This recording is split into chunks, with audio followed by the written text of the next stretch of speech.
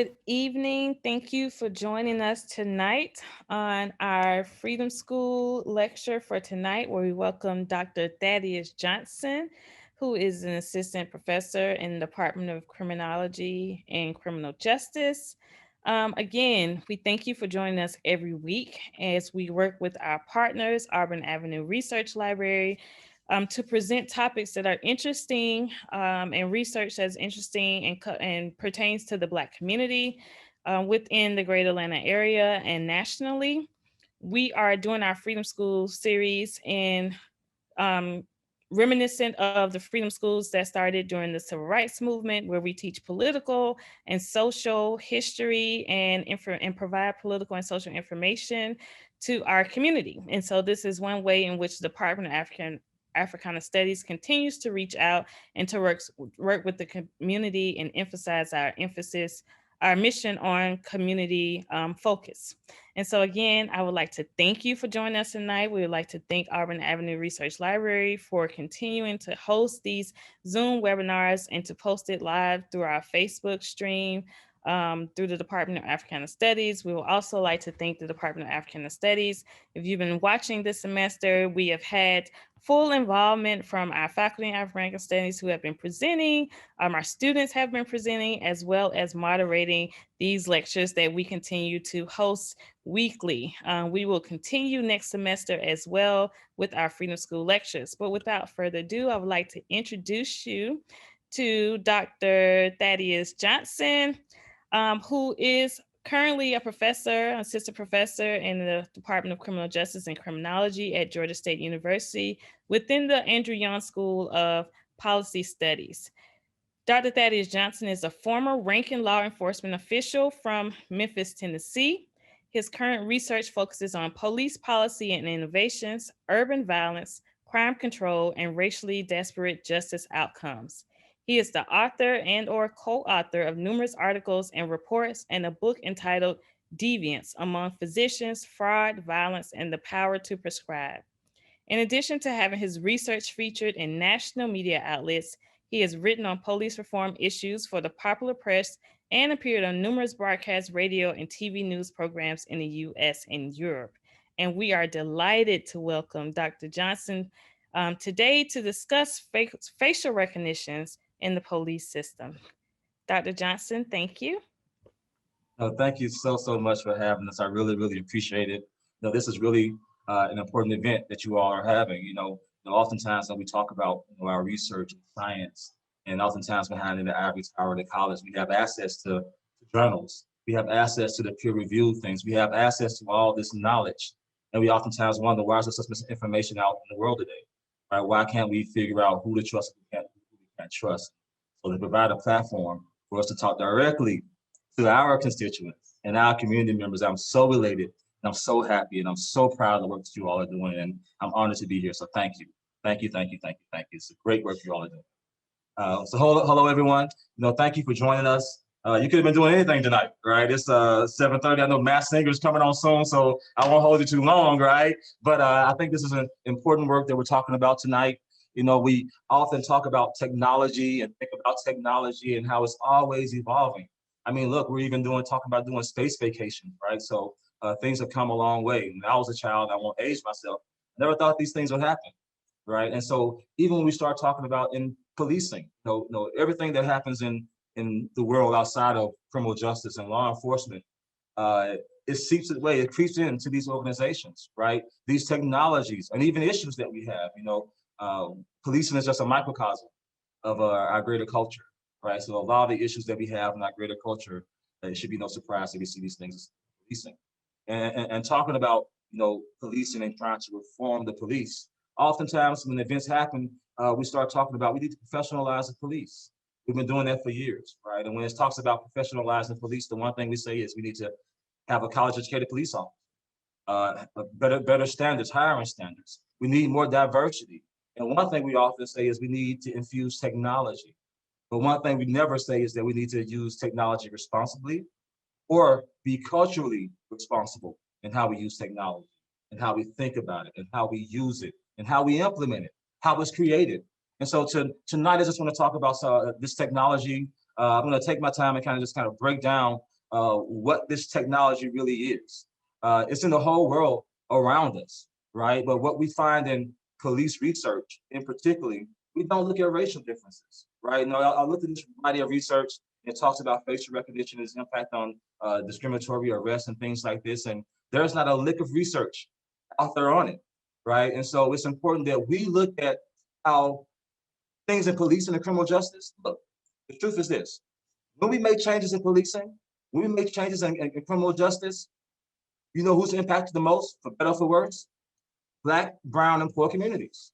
And so why shouldn't we be looking at, we owe these communities when we have innovations, implement policies to see if they are desperately impacted.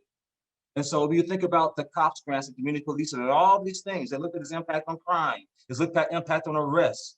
They never looked at its impact on race or place. And so oftentimes that leaves a gap, that leaves that vacuum. And people are often suffering from policy initiatives when the whole premise of the initiative was to be good, but we hadn't thought about it, or it hasn't been talked about through the lens of the people who are actually being impacted and affected. And so that's kind of the spirit when I'm talking about this research right here. And this technology impacts everybody. For instance, we're talking about facial recognition, and I'll go ahead and share my screen, and hopefully everyone can see. I'm sure you're tired of seeing my face already, so let's get something that's better looking up here. All right. So facial recognition technology is software that maps and analyzes and confirms the identity of a face in a photo or a video. It's one of the most powerful surveillance tools ever, right? Now, let me kind of set this up when I'm talking about the premise. We think about surveillance and police presence. Police are heavily deployed in areas that often have conditions that are ripe for crime or conditions that captures police attention, meaning that police are concentrated in certain areas where there are structural inequities are prevalent that create these traditions that I'm talking about. And so when we start talking about more police presence or deploying more technology and surveillance, it's not going to be spread out across, it's not going to be spread out evenly. It's going to be concentrated and generally over the community that's already over policed. So we have to be careful when we implement these things, particularly things that are meant to make police more efficient, particularly things that are crime-fighting tools per se. Now, this research is not an indictment on this technology, but it shows that we need to be responsible, both culturally responsive and culturally responsible in how we implement policy in policing, because at the end of the day, again, which communities are being impacted the most? So, and this is the thing, facial recognition is in every way of life, right? We use it to unlock our phones, right? We use it to sort the videos. You know, companies and governments use it as well. We use it for access entry into our apartments, even at the library here, at the university. They have biometric technology where you use this facial recognition technology of sorts to enter and gain access to the library. So we're going to talk about, yeah, there's privacy issues that may be at place, right? You know, we have to think about as technology becomes, surveillance technology particularly becomes cheaper and becomes more prevalent. We have to think about what are we willing to sacrifice for public safety? And if we're willing to make that sacrifice, is it worth it? And so today we're just kind of talking about these things broadly and really breaking down what this technology really is.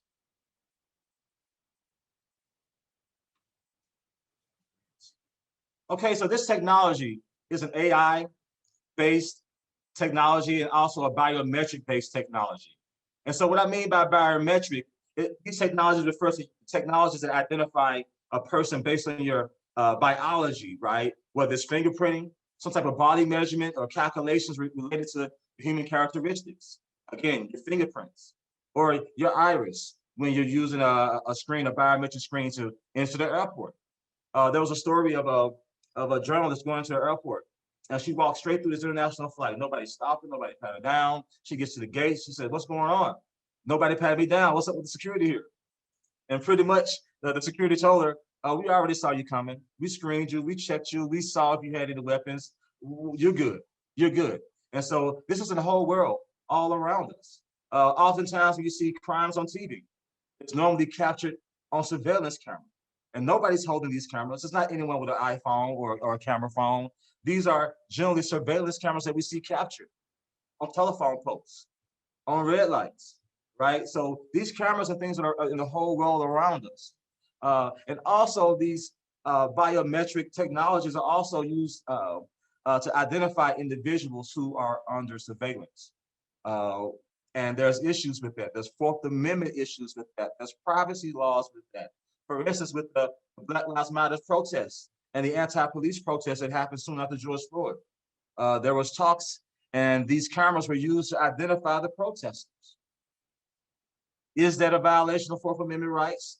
Do they have a right to just identify and scan like that? The courts are trying to still figure these things out. But there are still things that we'll talk about that may be even more nefarious of sorts, maybe even more problematic than even some of the privacy issues that we have when you start talking about the government initiated or used technologies desperately impact certain groups, in particular groups who are already marginalized. So you hear some terms today, and also you may hear terms like artificial intelligence. And I'm using some really simple terms because I'm really, I'm no computer scientist, right? I'm just a guy who likes to learn and likes to do research. But artificial intelligence is basically any computer, software, or program that tries to mimic how the human brain works, how to mimic human thinking. This includes what you all may have heard things called like machine learning. And oftentimes you hear these terms and they make them sound so much more sophisticated and so much more inaccessible than they really are. But things like machine learning is used in risk assessments to make parole decisions. And what we find out that even in these algorithms, they are not perfect. And so you start talking about machine learning, it's a special subset of artificial intelligence that enables machines to improve with tasks as they experience these tasks. I can't remember the name of they just had these two androids or these two robots that were able to debate this AI. We heard about Watson and IBM and this AI, Alexa. This is AI where they continually adapt and have these programs where they can continually adapt and they evolve much like the human mind. Now, it becomes even more sophisticated when you talk about machine learning. It's a particular part of machine learning we call deep learning. All right. Now, this is a particular subset of machine learning that's based on neural networks. Now, mind you, when you hear things like neural networks, you think of brain activity, right?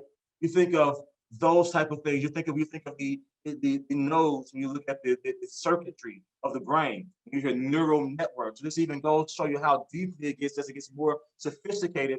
And it tries to mimic human thinking. And what's the thing with deep learning is that it teaches itself, right? You don't have to, once you have the algorithm, once you have it coded, once it's moving, once the process is going, it's always improving. It's always enhancing. And so this even more sophisticated, even more mature style, an advanced style of machine learning is this deep learning, right? And this is what we have now. And as I show you a timeline, how we made leaps and bounds in this with this technology, who knows what's next? And so it's an important time to do research on this matter. It's an important time to understand what type of government regulations or laws that we need in place, checks and balances to put in place, for one thing, to protect our privacies, protect government violations against unlawful search and seizures. Well, our Fourth Amendment, part of our Bill of Rights, part of our rights of walking and talking and breathing in this nation. So we talk about neural networks. Let me just really quickly show you what I mean. So a neural network is a series of algorithms that endeavor to recognize underlying relationships and data through this process that, again, remember, mimics how the human brain operates. And they change to the output and inputs, right? And it operates without needing to be redesigned, right? It pretty much is self-sufficient, it's self-maintained, right? It's self-evolving, right? So as you see, as we work our way from left to right with the block that says real world, you have this real world that we live in, reality. And you have a sensor that captures this data. So it may be noise, or in this case, we're talking about a picture, an image, a video, right? And then it goes through this filtering process and it extracts features. And we'll talk about, when it comes to facial recognition in particularly, it extracts the biometric features of your face, the geometric contours of your face, and uses that to create calculations and identify faces supposedly at a better rate than human brains do. Because what we find is that the human brain is far from being perfect in identifying and remembering faces. You may actually in your own life, like I may remember your name, but I just can't remember your face, right? Or maybe opposite, but you found yourself in a situation because our brains are not perfect in this way. This technology, particularly with these neural networks embedded with deep learning, is supposed to not only mimic human thinking, but be better than human thinking, right? As you see on with these different exploratory analyses, qualitative analyses, quantitative analysis, regressions, these are just the different ways that they try to predict and find the best predictive model for the problem at hand. As you see, it moves on to, it implements on the problems. In this case, it would be identifying the face. And I don't know if you all can see it, but the loop that goes in that block feeds all the way back around to the original block, real world. This shows that evolution. It shows that cycle. It's like it goes through generations of learning almost instantaneously, right? So this is some very advanced technology that does things that we as human beings, we just can't humanly do, right? For a lack of better terms. So again, to kind of show you some differences between machine learning and deep learning. As you see, with machine learning, it has a separate step for feature extraction. Then it classifies just through one of those several ways, and then it identifies whether the car or not. Well, this is a self-contained, you talk about deep learning. The feature extraction and the classification is together. It's in sync. It's a synergy there that you don't have with machine learning. And that synergy allows it to evolve. The synergy allows it to advance and improve how it is predictive ability. At least in theory, that's what the case is. And so as we move from machine learning and gets more sophisticated with deep learning, you'll see that this is not new technology, right? We just started hearing about it, right? Perhaps in the news, or at least when it comes to governance, right? But these things have been, interest has been around this for the longest. We see artificial intelligence in the 50s, right? We started to learn and it captures the world's imagination. And then as the 80s, 70s, 80s go on, machine learning starts to gain traction. And then you see where we are from 2010 on, we have deep learning. And this is for all industries, right? Now, mind you, this technology, when I'm talking about machine learning or artificial intelligence, is used also for medical treatments. It's used, these algorithms and techniques are also used to determine whether the bank should give you money or not so you can build a house or renovate a house or buy a home, whether you're able to buy a car or not. Perhaps these algorithms are even being used, again, like I said, as risk assessments about who gets parole and who doesn't. Perhaps even in higher ed, we have some type of algorithm that we use to try to predict what students are going to be more successful than others. And I think we can all see what would be problematic if the university started going their route. And those same problems are evident when you're talking about in governance, and it can be very scary, right? And the purpose of this research is not to scare you and like, oh, there's some all-seeing man overlooking our shoulders and all of these things. It's not really about that, but it's to understand that we have to protect our rights. It's not that if we want to ask for reform, if we want to take taxpayers' dollars, when police buy a lot of these equipment, right, and things from our government, these are taxpayer dollars, right? This is not like money out the sky. And so we need to make sure that the things that are being implemented in our society with our dollars are accurate, are truthful, and are fair. And to make sure that they are constitutional in particular. So as we move on, and now we talk about facial recognition technology. Now, again, the roots of this facial recognition technology was formed back in the 50s and 60s, right? When there was a system developed by Woodrow Bledsoe to measure and classify the photos of faces. And now you can take a unknown face, compare it against certain data points, i.e. stock training or a stock or a database of photos, right? Or a repository of photos. And again, this is not as sophisticated as it is now, right? This was a stepping stone. But also around this time in the late 60s, around 67, right amid the professionalism era in policing, remember, professionalism and policing and technological innovation and advancement often go hand in hand. And so you started seeing a lot of interest from law enforcement when it comes to the use of using this technology. And facial recognition, I'm talking about artificial intelligence. You're talking about facial recognition, which is an AI-based technology.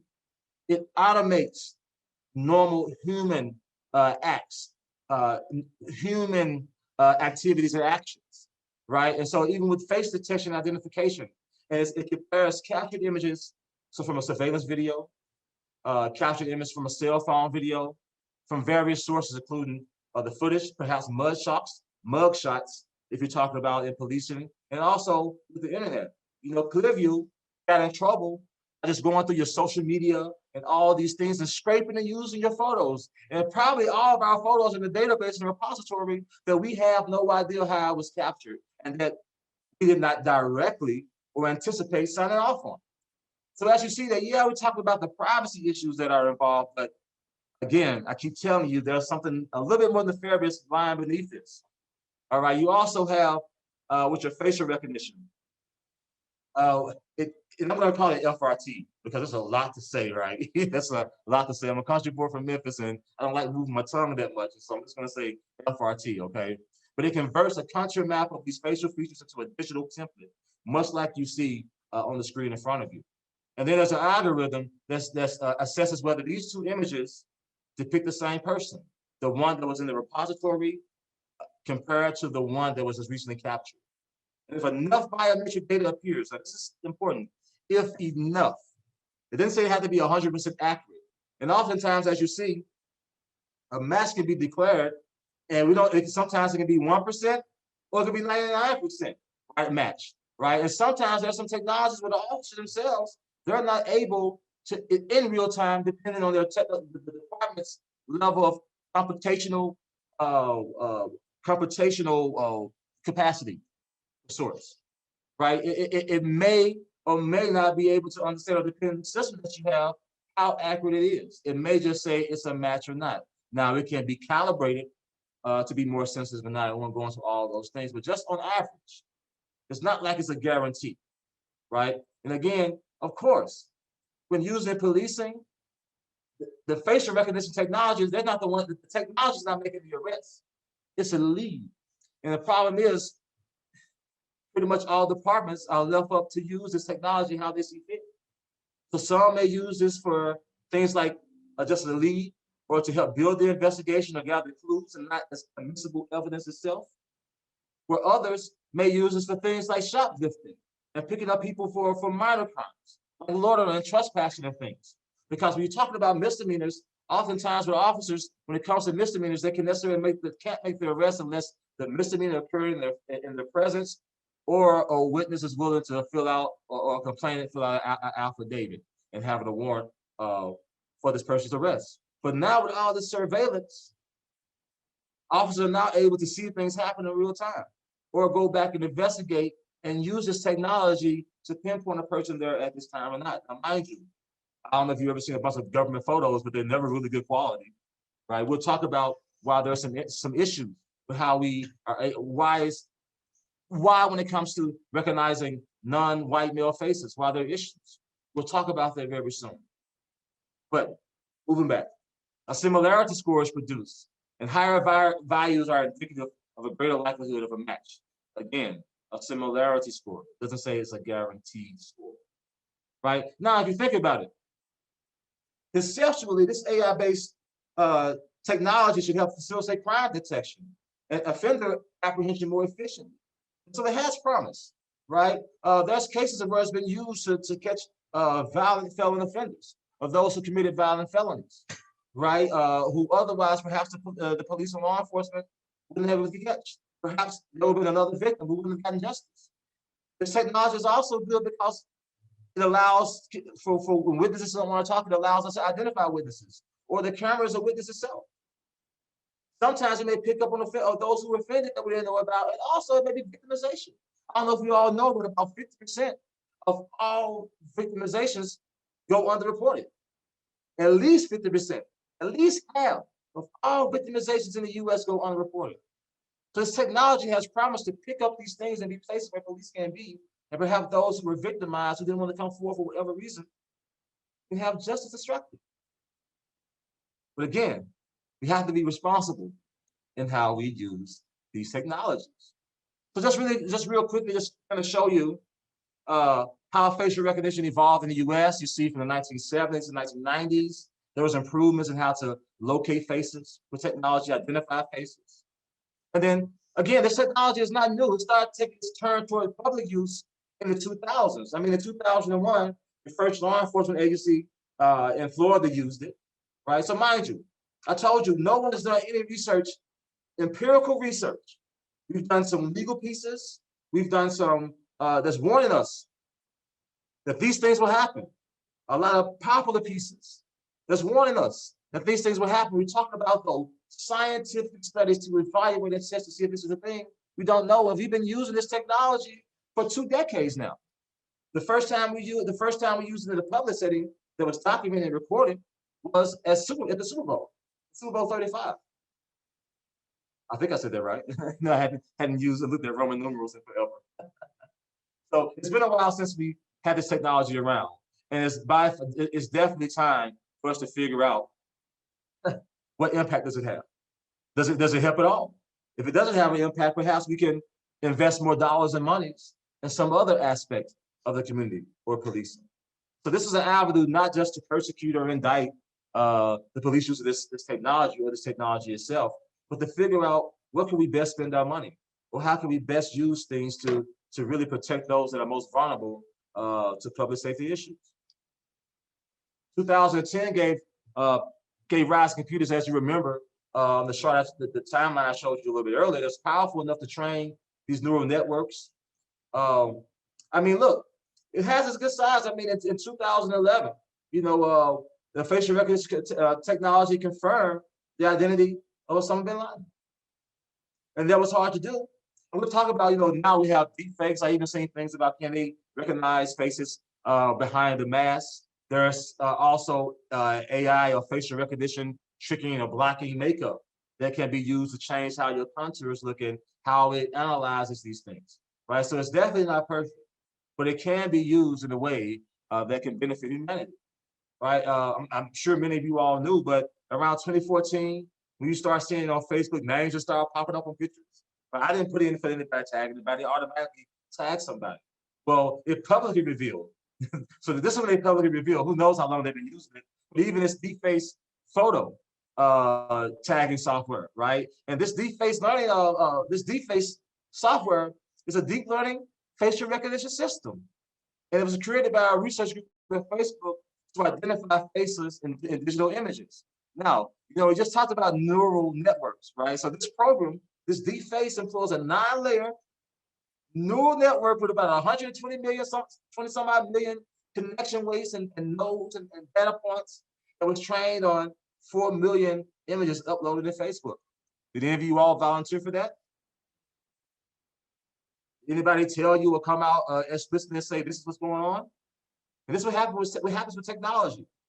You all remember when we start seeing the computer chips, the chips on our credit cards, and you just start tapping things? Do you remember we could give rise to Apple Pay? These technologies seep into our lives like it's always been here. We have generations of people who are born now in our nation that knows life, that don't know life without Facebook, that don't know life without social media.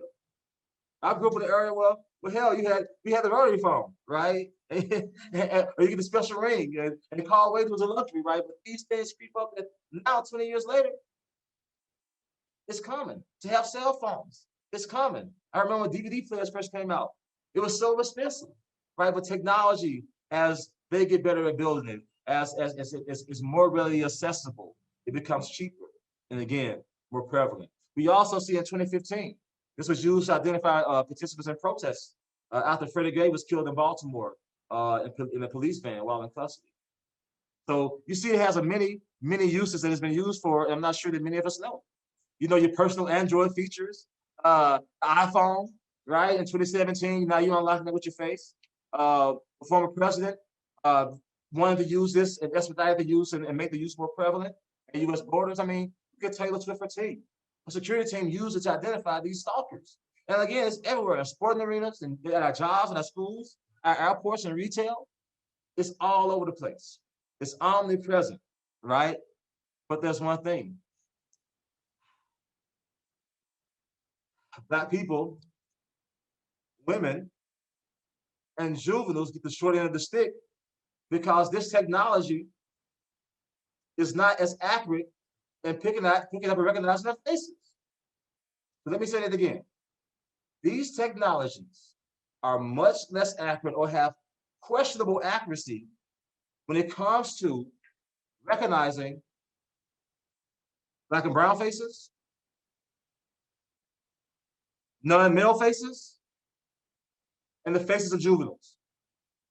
So by that context, if you are a juvenile Black lady, you have triple odds of having this algorithm misidentify who you are. And let me ask you, where's the technology being deployed at? Where are they doing the majority of these investigations at? Don't let them fool you with this media news about Buckhead and all this crime going on. This stuff ain't new to Black folk. There's still these Black communities where you have this police presence at. There's still these Black communities where they deal with violent crime and crime much more than anybody else outside the hood in these other areas.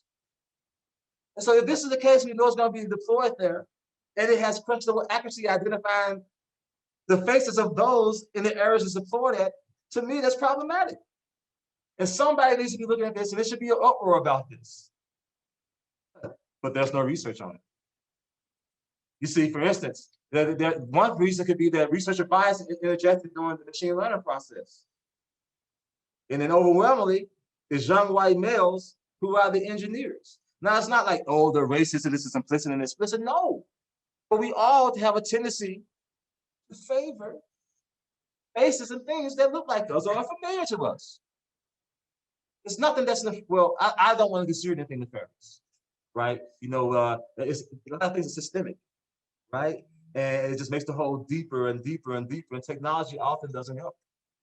And so what we have with this own race bias, for instance, there's a study that showed that the software, this facial recognition software developed in East Asia identified persons of East Asian descent more accurately than white people.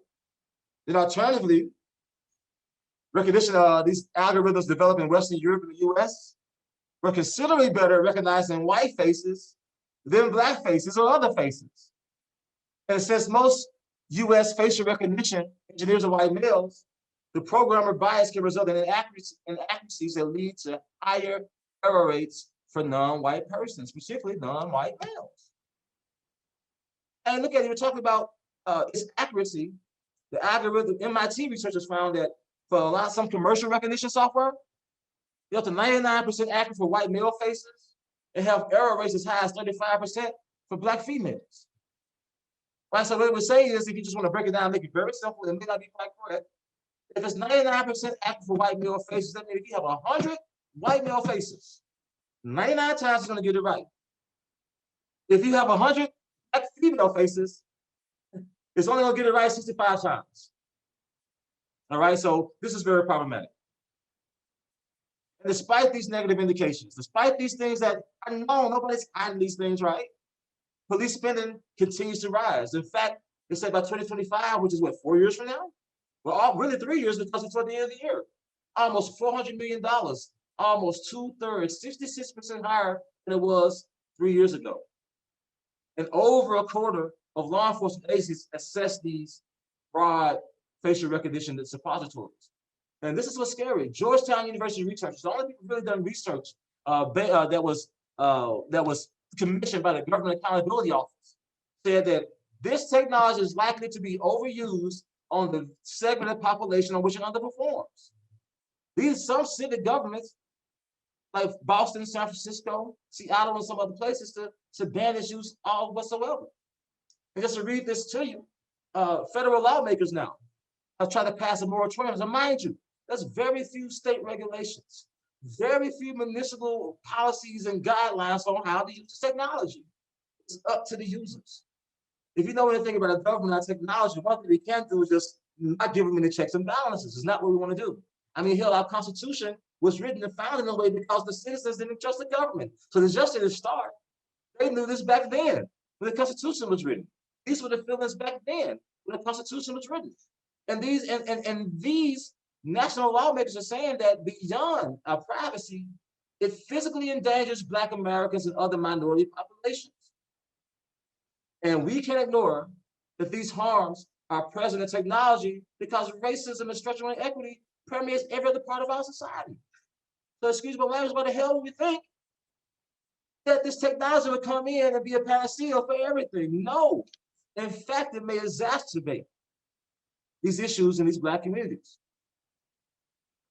So just to kind of recapture what facial recognition does, police generally use this technology in a couple of ways. Now, mind you, police departments are really using this. I mean, look, in the Capitol, January 6th, this is how they recognize and are able to build these cases through facial recognition, right? And so I won't even get into all of that, but it's like, we have to make sure that it's accurate. And most of those faces we know were the faces that they accurately worked on. But what about at the opposite? For protests for the counterparts? We use this after Freddie Gray's death. We use this at Black Lives Matter's protests. And you pick up people whether they have warrants or whether they try to identify them or whatever, and this stuff is not accurate. You know, it's a whole different ballgame. So they use this for in-field recognition queries.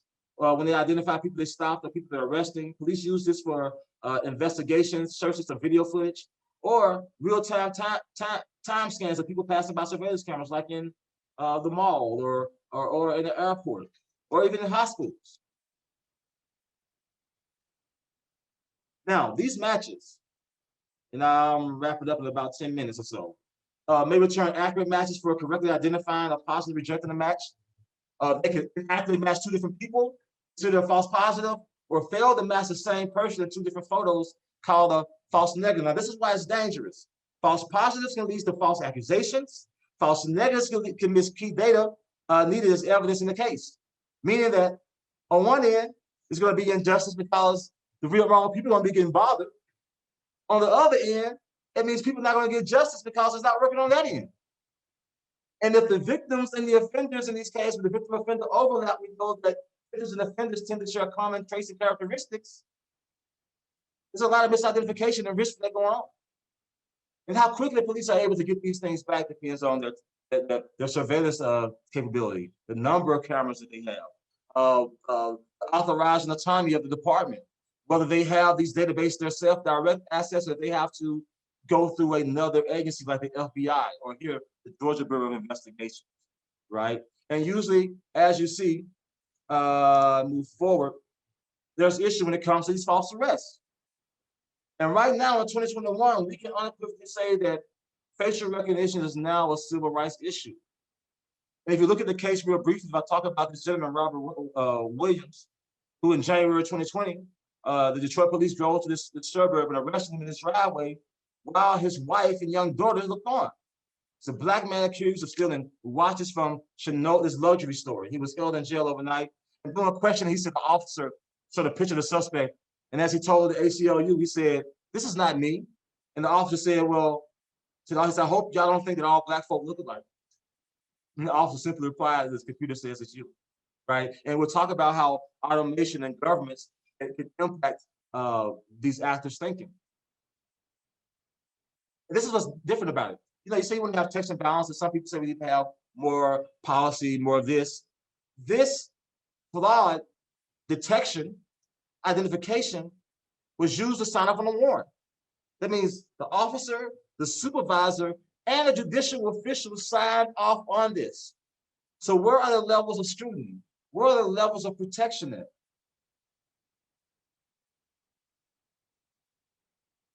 So now, why is it this way? There's long-standing skin tone detection issues. We think about lighting. You know, I'm sure this happens to other groups, but I know I always see pictures like man, I'm either darker or lighter than I want to be, right? So lighting is an important thing.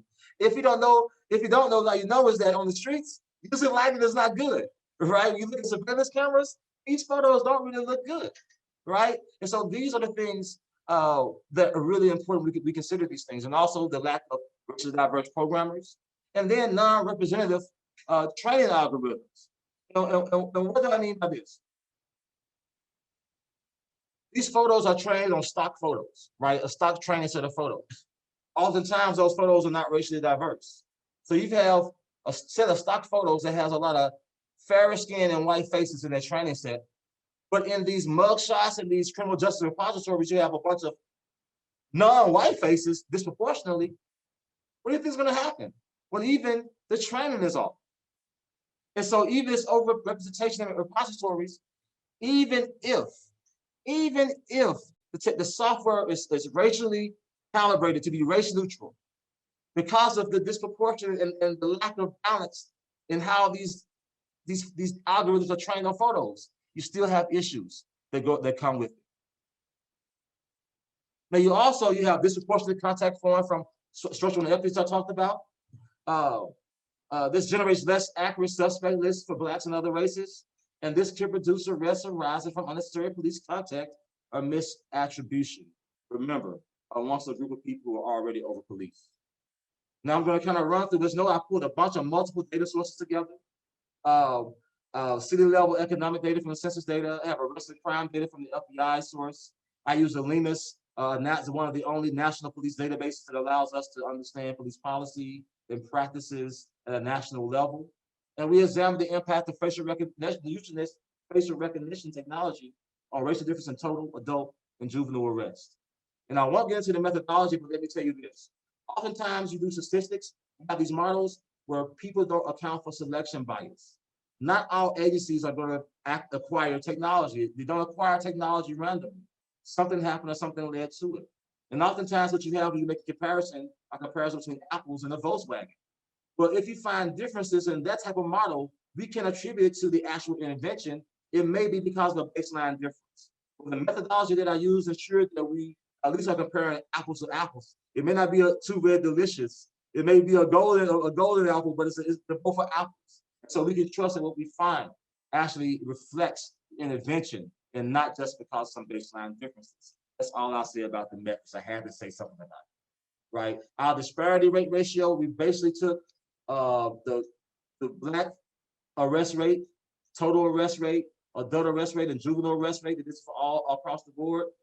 And what we did was for each outcome, we divided it by the corresponding white arrest rate, right? So if you got a number, if I divided this number and I got 5, that means that Black people were 5 times more likely to be arrested, right? If we get a number that says 1, that means that there's parity, that there's equality in how they're arrested.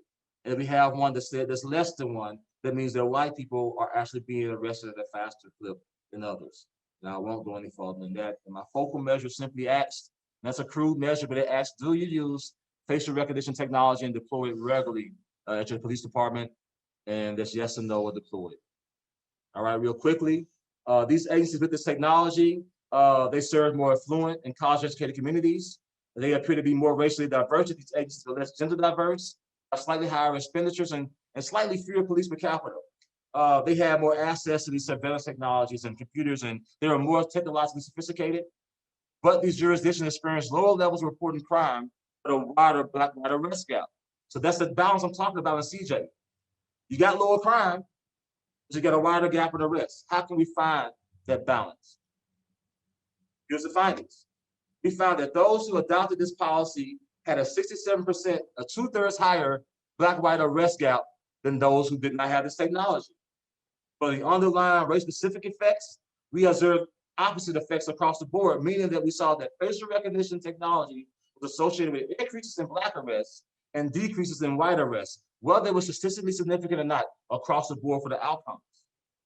We see that those who use this technology had 55% higher Black arrest rates and 22% lower white arrest rates in this technology. So now you see why this racial gap grows in this space because of the impact of the technology, the opposite effects. For adults, we'll see that the adult rate is really driving it. There's a 55% larger adult arrest rate in these agencies, and we see it's underpinned by increases in the Black adult arrest rate and decreases by 1/5 in the white rate. And we look at juveniles, the overall finding was significant, and the Black arrest rates wasn't significantly associated with this technology. That's what we found. We found that for those agencies that had this technology, the arrest rates for white juveniles was 1/3 lower. So it works for accurately identifying those who don't have to go through so many arrests, have to stop and bother so many people to find the right person. Whereas with Black people, you see that's not the case. So let's make sense of it, and I'll close up in about 3 minutes. We assume that the results reflect the combination of lower performance in recognizing Black faces, the disproportionate context of the concentration of Black communities where they work, live, and play, the formalizing effects of AI technology. And I didn't really get a chance to get into it. And oftentimes what we find is in high stress situations, in ambiguous situations, we tend to think that AI is superior to our thinking. We tend to take shortcuts and not really vigorously dig for alternative facts. And what we end up doing is taking this not with a grain of salt, taking it for what it is, and using this technology. Also, this technology presents psychological distance. So your impact, these desperate impacts, you don't really feel them because you are disconnected. And also, if you have your own biases, once you see this, it's called confirmation bias. You don't go looking for additional information. You just follow and trust what we found. And so these results, this study is not perfect, but what it emphasizes is that law enforcement and technology should not be treated as discrete entities, separate from all the stuff that we have going on in society where they operate. And so these things already exist. These disparities already exist in operations and enforcement outcomes. If you put in technology like this one, what I told you, what do you think is going to happen? It's going to codify this behavior and exacerbate these inequities. And so to recap before there's room for questions, our study shows that police agency FRT usage contributes to greater racial disparities in arrests, which is driven mostly by the adult arrest rate. The deployment is associated with increases in Black rates and decreases in white rates. We observe more prominent impacts for adults. And so I'm not sure, should we not use this technology? If you ask that question, I can't tell you that. But what I can say is we need to be culturally responsible, we need to be culturally responsible, we need to make sure that we have supervision, we need to make sure we have checks and balances, and that we only use this as a lead and not the basis for probable cause. And so our results would suggest that we need policies and supervision that guides and in some cases restricts. Remember, in policing, we have wide discretion that restricts officers' discretion in these contexts involving this technology. And I'm gonna stop sharing my screen. I think I already did. So there you go. Thank you. Thank you very much, Dr. Johnson.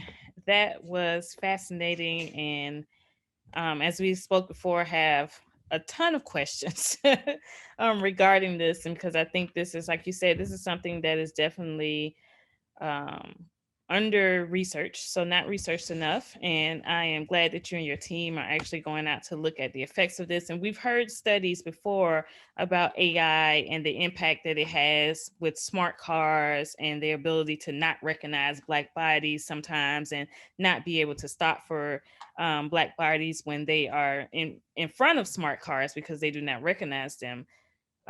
So how does that further impact, because you taught me a lot today about deep learning that goes beyond just the AI and recognition. So how does not being able to recognize Black bodies in some of these studies as far as smart cars concerned go on to further impact, if you can explain more, facial recognition technology?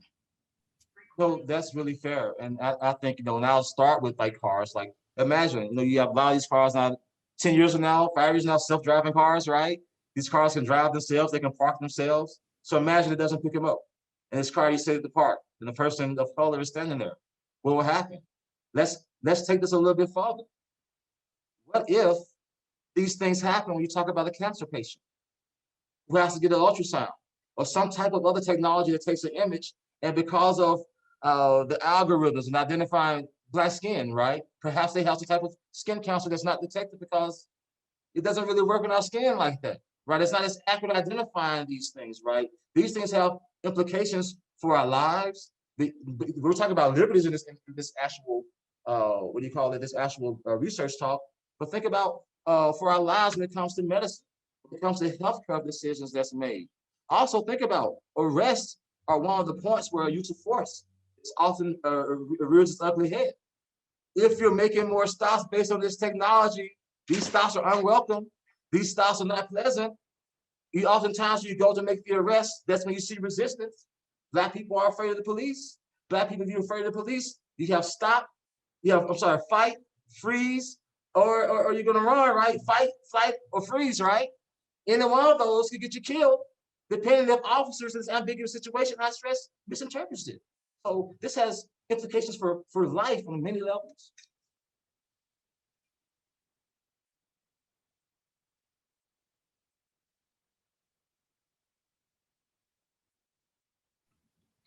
Thank you. I'm sorry, I thought I unmuted. One of the questions from our audience is, would having more people of color working in facial recognition technology make a difference?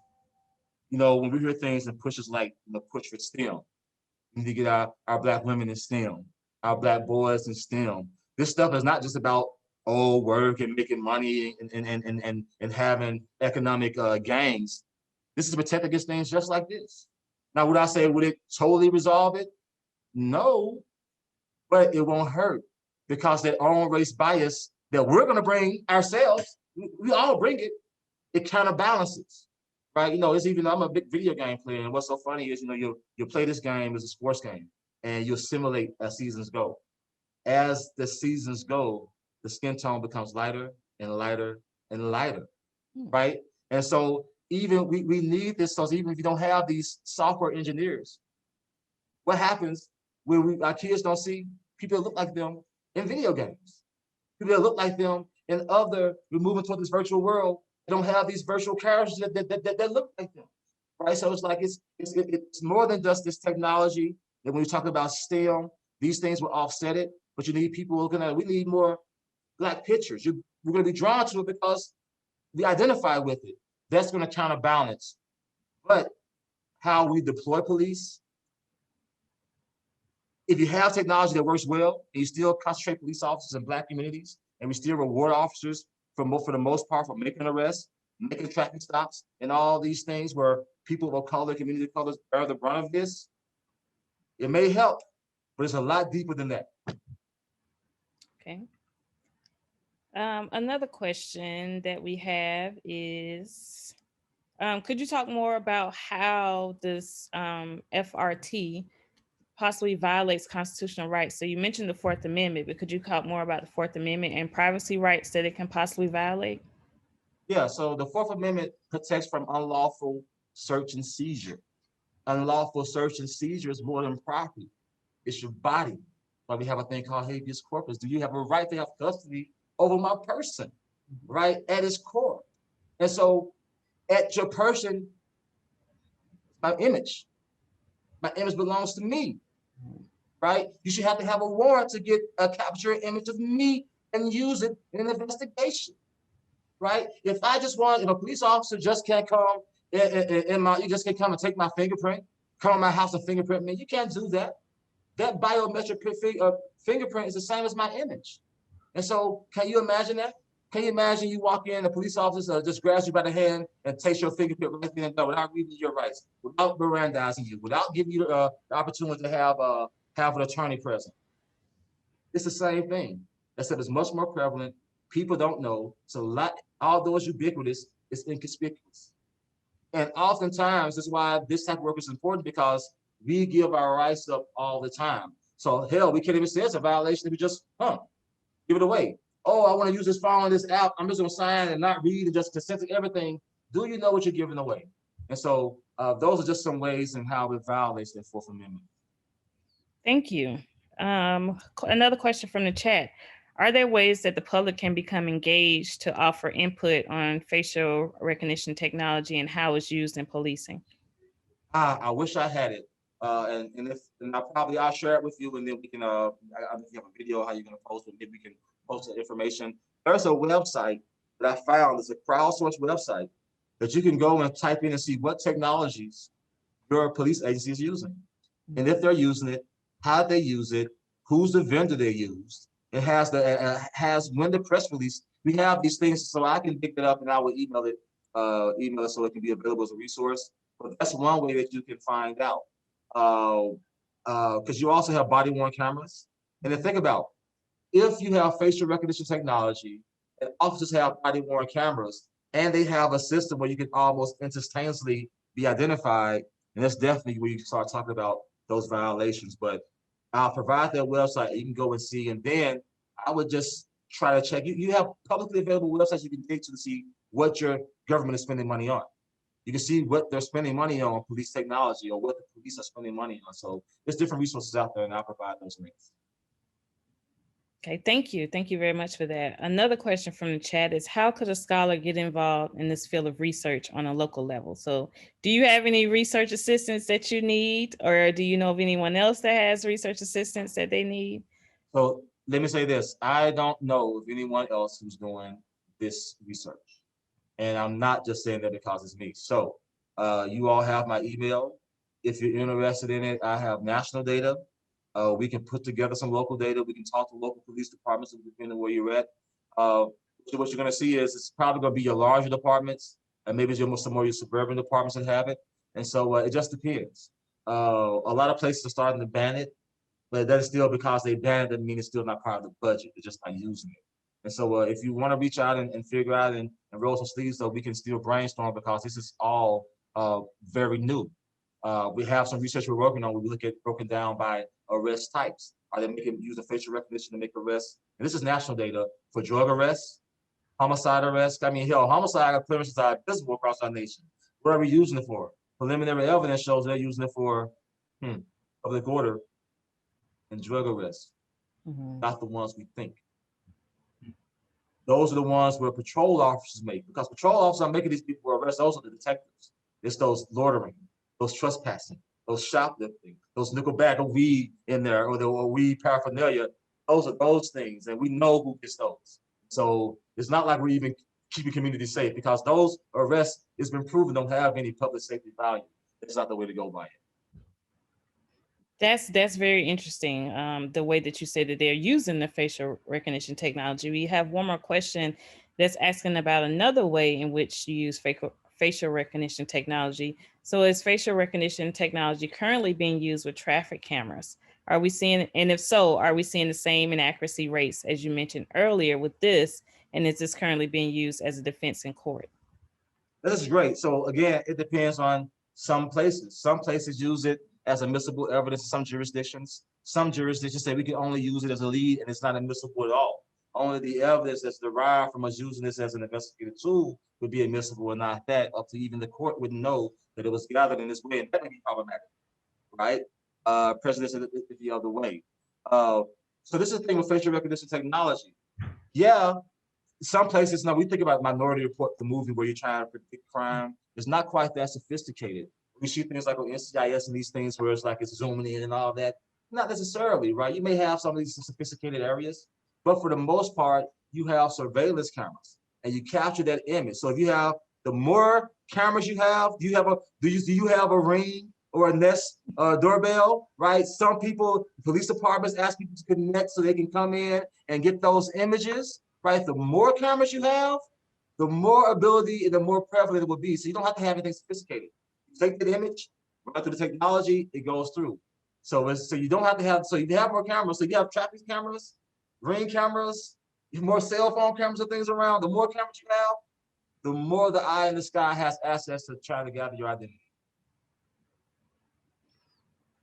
Thank you. Thank you very much. So where do you see this leading your research and your team's research trajectory? So what would you like to do in the future as far as this facial recognition technology? Because you, as you stated before, this was the first research of this kind. So it's kind of an exploratory research project. So where do you intend to go in the future? Well, so I can tell you about, we have a couple papers that I'm working on, other papers and work is looking at body-worn cameras. So like with this, I had with the variable I used for the facial recognition variable, it was just a 0 if they didn't have it and a 1 if they had it. Well, we have a measure where we have a 0 if they don't have it, they have a 1 if they have body-worn camera, a 2 if they only have body-worn, a 2 if they only have facial rec, and a 3 if they have both, right? What we found is that facial recognition and body-worn camera, what was it? Body-worn cameras, you saw more arrests, facial recognition less by itself, but when you have them both, whoo, it exploded. So you almost have that immediate cycle. So imagine, facial recognition technology, I got body camera on. How a sophisticated system, hey, you can walk right by me, depending on what we have set up, I know who you are before you get steps away, right? And so I think we need to look at how these technologies work together. I think we need to look at perhaps, do college-educated officers use this technology differently? Do Black officers use this technology differently in their investigations? Do women officers use this technology differently in their investigations? right? I think that's where we go and see, move forward to see across time. This is just 1 year because that's all the data that we have. So perhaps getting and embedding with a department, whether internationally or here, and get all their records and try to figure out which arrests were facial recognition technology assisted. I bet if I go across departments that have this technology and ask them that, they couldn't give me the answer to it. And so I see this research as being a way of holding departments accountable. And so that's kind of where I see it moving forward. Perhaps teaming with people like you, perhaps look at the legal aspects of it. Because I'm by no way a legal expert, but I know there are some legal issues there. And seeing how the legal issues and the equities and all these things come together, like what the hell are we doing without changing the full organization? You can't adopt a technology or innovation and not prepare the organization for it.